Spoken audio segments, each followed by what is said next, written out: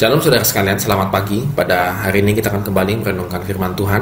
Dan firman Tuhan diambil dari Mazmur 114 ayat 7 sampai dengan 8. Gemetarlah hai bumi di hadapan Tuhan, di hadapan Allah Yakub, yang mengubah gunung batu menjadi kolam air dan batu yang keras menjadi mata air. Saudara, pemazmur mengingat kembali peristiwa-peristiwa sejarah bangsa Israel ketika Tuhan menuntun bangsa Israel itu keluar dari penjajahan Mesir. Dan ada satu atau dua peristiwa yang pemazmur catat, khususnya di ayat yang kelima. Kalau kita boleh lihat, dikatakan, ada apa hai laut sehingga engkau melarikan diri, hai sungai Yordan sehingga engkau berbalik ke hulu.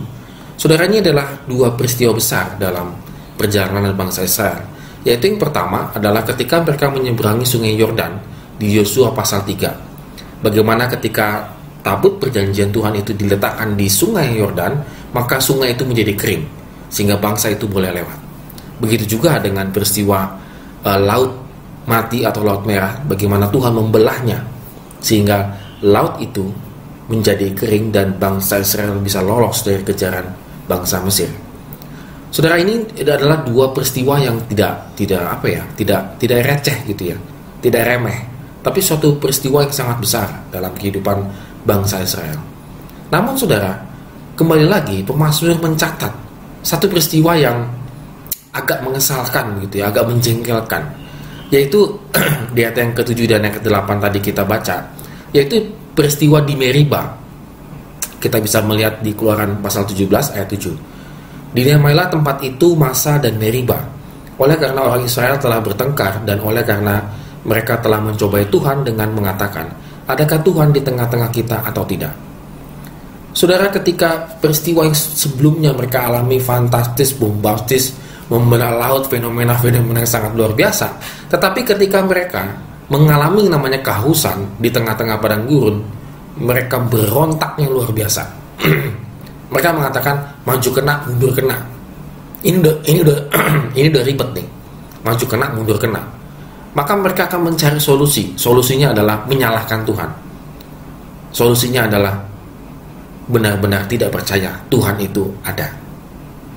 Saudara, kadang-kadang kalau kita sudah mentok sana sini, saudara, kita datang kepada Tuhan dan Tuhan tidak memberikan jawaban, maka kita mengatakan Tuhan itu tidak ada. Tidak demikian, saudara sekalian. Apa yang dilakukan pada waktu itu adalah memang betul. Musa menggetok batu lalu muncullah air. Saudara sekalian, terkadang dalam kehidupan kita ini perlu percaya kepada Tuhan. Bukan perlu, saudara, kita harus percaya kepada Tuhan. Sehingga ketika kita mentok kanan kiri, depan belakang atas bawah, saudara, maka Tuhan akan menggetok kita. Maka muncullah ide-ide kreatif. Maka muncullah solusi-solusi yang tidak terpikirkan sebelumnya. Tetapi iman percaya kepada Tuhan jangan pupus, jangan hilang dulu. Sungguh-sungguh percaya kepada Tuhan, maka Tuhan akan menggetok kita, tanda petik gitu ya, dan Tuhan akan memberikan solusi kepada kita. Saudara, seringkali kita seperti batu yang berada di kolam air, saudara, yaitu kita menikmati kasih-Nya Tuhan, menikmati air kehidupan, kita menikmati pengampunan, tetapi kita tetap menjadi batu di dalam kolam air, tidak berubah, tidak percaya. Bagaimana kita sudah menikmati pemeliharaan Tuhan selama ini?